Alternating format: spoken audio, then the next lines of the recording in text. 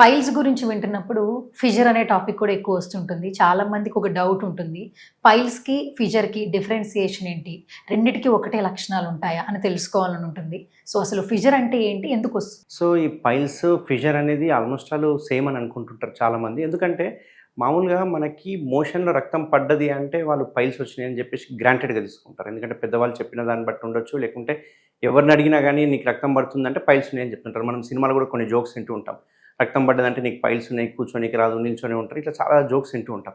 So, ఇక్కడ ఏంది అంటే, ఈ పైల్స్‌కి, ఫిషర్‌కి చాలా డిఫరెన్స్ ఉంటుంది. ఏందంటే, పైల్స్ అనేవేమో రక్తనాళాలు ఉబ్బి ముద్దలుగా తయారయ్యేదాన్ని పైల్స్ అంటాం. బట్ ఫిషర్ అంటే ఏంది అంటే, మోషన్ కెనాల్ దగ్గర కట్స్ అయిపోవడం, అంటే కోత అవ్వడం, చిన్న చిన్న చిట్లిపోవడం, దాన్ని ఫిషర్ అంటుంటాం. సో, దీని రెండిటి సింప్టమ్స్ చూసుకుంటే గనక, రెండిట్లో రక్తం పడేదైతే కామన్‌గానే ఉంటుంది. అదొక్క సింప్టమ్ కామన్‌గా ఉంటుంది. బట్ ఆ రక్తం పడే దాంట్లో కూడా చాలా డిఫరెన్స్ ఉంటుంది. ఏంటి అంటే, పెయిన్‌తో గనక రక్తం పడ్డది అంటే అది ఫిషరు. పెయిన్ లేకుండా రక్తం పడ్డది అంటే గనక అది పైల్స్. సో, ఫిషర్‌లో విపరీతమైన పెయిన్‌ని పేషెంట్స్ సఫర్ అవుతుంటారు. ఎంత పెయిన్ అంటే ఓసారి పేషెంటు కళ్ళలో నీళ్లు తిరుగుతుంటాయి. నెక్స్ట్ డే మోషన్ పోవాలంటే భయపడి మోషన్‌కి కూడా ఎళ్ళరు. ఒక రకమైన బాధ, ఏడుపు అనేది ఉంటూ ఉంటుందన్నట్టు. వీళ్ళకు ఈ మోషన్ పోయిన తర్వాత చూసుకుంటే గనక 4-6 గంటల వరకు విపరీతమైన మంట, నొప్పి అనేది సఫర్ అవుతుంటారు. ఏ పని చేయబుద్ధి కాదు. ఏ పని చేసినా యానల్ కెనాల్ చుట్టే తిరుగుతుంటుంది. మోషన్ పోయే ద్వారం చుట్టే ఉంటుంది. చివరికి వాళ్ళు మోషన్‌ని కంట్రోల్ చేయడం అంటే ముక్కడము, స్క్వీజింగ్ చేయడం ఉంటుంది కదా! ఈవెన్ అది కూడా చేయలేరు. అండ్ ఈవెన్ కూర్చోలేరు. దీంతో రక్తం పడడం కూడా ఎలా ఉంటుందంటే కొందరికి స్టార్టింగ్‌లో పడుతుంది. కొందరికి మోషన్‌తో పాటు పడుతుంది. కొందరికి మోషన్ అంతా అయిపోయిన తర్వాత చిట్లిపోయినట్టుగా పడుతూ ఉంటుంది. So, piles, fissure both are different. But treatment పరంగా చూసుకుంటే గనక కొంచెం వరకు ట్రీట్మెంట్ సేమ్‌గానే ఉంటుందండి. మెయిన్‌గా అసలు ఎందుకు ఇది అటాక్ అవుతుంది? అంటే బేసిక్‌గా కొన్ని లక్షణాలుంటాయి. ఏదన్నా ఒక వైరస్ వచ్చినా కూడా, వ్యాధి వచ్చినా దానికొక బేసిక్ రీజన్స్ లక్షణాలుంటాయి. ఇది రావడానికి ముందు ఏంటి అసలు ప్రధాన కారణాలు? యాహ్! ఈ బాటమ్ అంటే ఈ కింద యానల్ కెనాల్ ఇష్యూస్ ఏవైనా గనక స్టార్ట్ అయ్యేది ఒకటే ఒక రీజన్ అండి. అది కాన్‌స్టిపేషన్, మలబద్ధకం. సో, ఈ మలబద్ధకం వల్ల ఏమవుతుందంటే మామూలుగా మనకు యానల్ కెనాల్ అనేది రిచ్ నర్వ్ సప్లై ఉంటుంది. రిచ్ బ్లడ్ సప్లై ఉంటుంది. మనకు లిప్స్ ఎలా ఉంటుందో సేమ్ లిప్స్ గనక మనకు చిన్నగా కట్ అయిందనుకోండి, గట్టిగా నోరు తెరిసి అరిచామనుకోండి ఇక్కడ కట్ అవుతుంది. సేమ్ అట్లనే ఏమవుతుందంటే మోషన్ పోయే ద్వారం దగ్గర మోషన్ కెనాల్‌లో మోషన్ అనేది ఫ్రీగా పాస్ అవ్వాలి.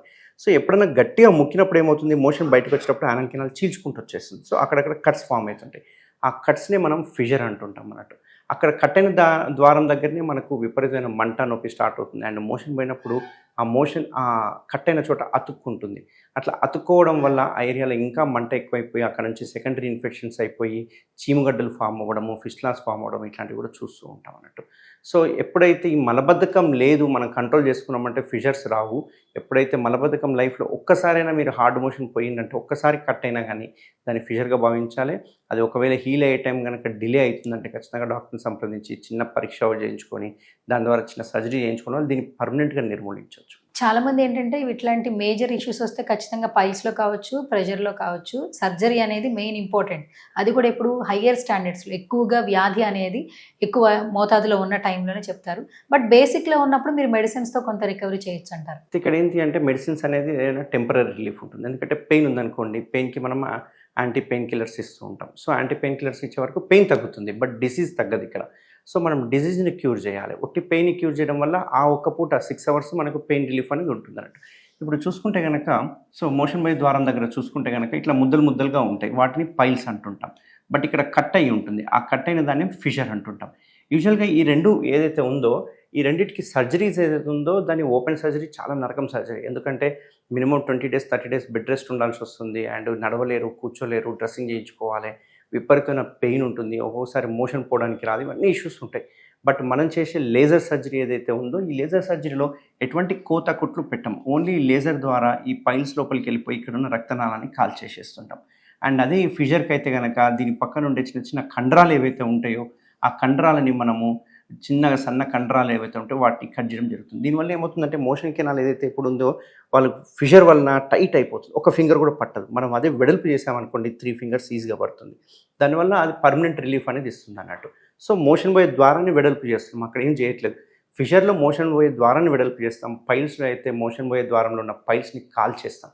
సో, ఈ లేజర్ వల్ల అడ్వాంటేజ్ ఏంటంటే ఇది జస్ట్ ఒక 10 minutes procedure and complete painless treatment. ఎక్కడ పెయిన్ ఉండదు. అండ్ ఇమ్మీడియేట్‌గా నెక్స్ట్ డేనే డిశ్చార్జ్ చేయడం జరుగుతుంది.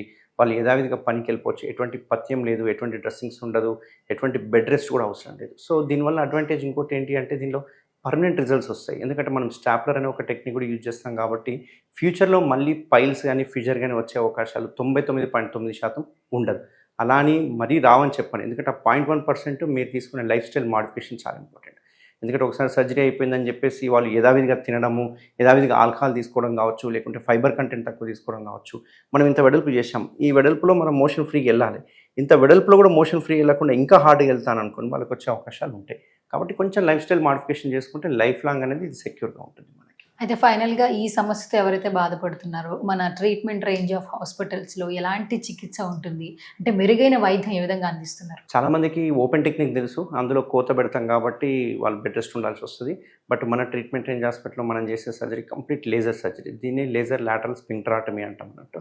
సో ఆ చుట్టుపక్కల ఉన్న కండరాల్ని ఒక 20% కండరాల్ని కట్ చేయడం జరుగుతుంది. ఈ కట్ చేయడం వల్ల యానల్ కెనాల్ వెడల్పు అవుతుంది. అంతేకాకుండా ఇది కంప్లీట్ పెయిన్లెస్ టెక్నిక్. అసలు మీకు 1% పెయిన్ కూడా ఉండదు. అండ్ దీనిలో మనం స్టాప్లర్ కొట్టడం వల్ల ఒకవేళ పైల్స్ కూడా ఉంటే కనుక స్టాప్లర్ కొట్టడం వల్ల అది కూడా కంప్లీట్ పెయిన్లెస్ ట్రీట్మెంట్. అక్కడ ఉన్న రక్తనాళాన్ని కంప్లీట్గా క్లోజ్ చేయడం జరుగుతుంది. క్లోజ్ చేయడం వల్ల ఫ్యూచర్లో కూడా పైల్స్ వచ్చే అవకాశాలు ఉండవు. ఎవరికైనా నేను చెప్పిన ఈ సిమ్టమ్స్ ఉంటే కనుక ట్రీట్మెంట్ రేంజ్ హాస్పిటల్ అవైలబుల్ ఉంటాను. ఖచ్చితంగా మనం దీనికి స్టాప్లర్ ప్లస్ లేజర్ చేయడం వల్ల కంప్లీట్ పెయిన్లెస్ ట్రీట్మెంట్ ద్వారా దీన్ని కంప్లీట్గా నిర్మూలించవచ్చు. అసలు ఈ వ్యాధి రాకుండా ఉండాలంటే ఏమైనా జాగ్రత్తలు చెప్తారా, సజెషన్స్ ఏమైనా ఇస్తారు? సో చాలామంది ఏంటంటే మన లైఫ్లో చూసుకుంటే ఎప్పుడోసారి కాన్స్టిపేషన్ అనేది ప్రతి ఒక్కరు గురి కావాల్సిందే, అందులో ఎక్సెప్షన్ లేదు. సో వీటిలో ఏమవుతుందంటే ఎప్పుడైనా చిన్నగా కట్ అయ్యి ఒక 1 డే అట్లా పెయిన్ అనిపిస్తే కనుక సిడ్జ్ బాత్ చేసేసేయండి. ఈ సిడ్జ్ బాత్ చేయడం వల్ల ఏంటి అంటే ఒక టబ్ తీసేసుకొని దాన్ని సిడ్జ్ బాత్ టబ్ అంటాం. యూజువల్గా మార్కెట్లో కూడా దొరుకుతున్నాయి. కమ్మోడికి కూడా మనకి సిడ్జ్ బాత్ టబ్స్ వచ్చేసినాయి ఇప్పుడు లేటెస్ట్గా. సో దానిలో కొంచెం హాట్ వాటర్ వేసుకొని అందులో బెటాడిన్ వేసుకొని కూర్చోవడం వల్ల చాలా వరకు పెయిన్ రిలీఫ్ అవుతుంది. ఎందుకంటే అక్కడ స్పాజం ఉంటుంది. ఆ పెయిన్ వల్ల మనకి తెలియకుండానే చుట్టుపక్కల కండరాలు దగ్గరికి అయిపోతాయి. ఆ స్పాజం రిలీఫ్ అయిందంటే మీకు నెక్స్ట్ డే మోషన్ ఫ్రీ ఉంటుంది, పెయిన్ రిలీఫ్ ఉంటుంది. అంతేకాకుండా ఆ ఏరియాలో క్లీనినెస్, నీట్నెస్ అనేది జరుగుతూ ఉంటుంది. కొన్ని రకాల ఆయింట్మెంట్స్ దొరుకుతాయి. లోకల్ అనెస్థెటిక్ ఆయింట్మెంట్స్ పెట్టుకోవడం వల్ల కూడా ఒక ఎపిసోడ్ నుంచి తప్పించుకోవచ్చు. కొంచెం వరకు పెయిన్ రిలీఫ్ ఉంటుంది. Right, thank you doctor, thanks. Thank you అండి.